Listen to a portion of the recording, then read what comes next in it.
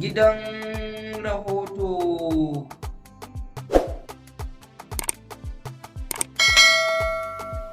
Qalu inna lillahi wa inna ilaihi raji'un. Mutane da dama suna magana akan wannan ciwo na hannun abale, watakan Dadi Hikima. Shin wai da gaske ne ko kuma haɗawa akai?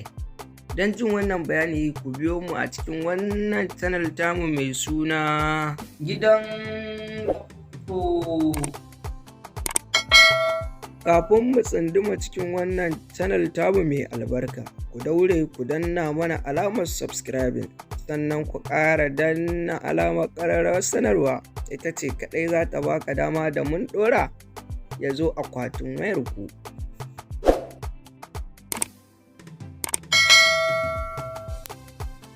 Wato magana ta gaskiya, wannan ciwon na jikin hannun abala na dama ciwo ne wanda aka samar da shi a cikin wannan fitaccen aikin nashi mai suna sanda. Amma ku biyo mu domin ƙarin bayani. Gidan rahoto.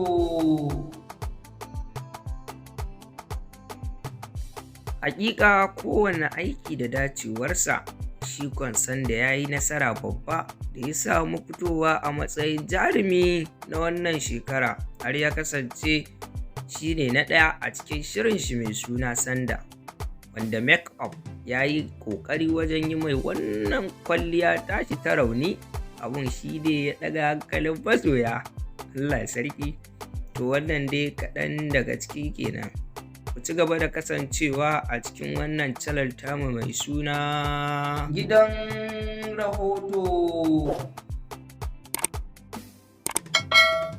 Idan wannan channel tamu mai albarka tana burge ka ko kuma tana burge ki, ku daure ku ringa mana liking, comment, share, community. Wannan ita ce kaɗai za ta ba mu ƙarfin gwiwa domin kawo muku labaran abin da yake faruwa a duniya a cikin wannan channel mai suna Gidan Rahoto.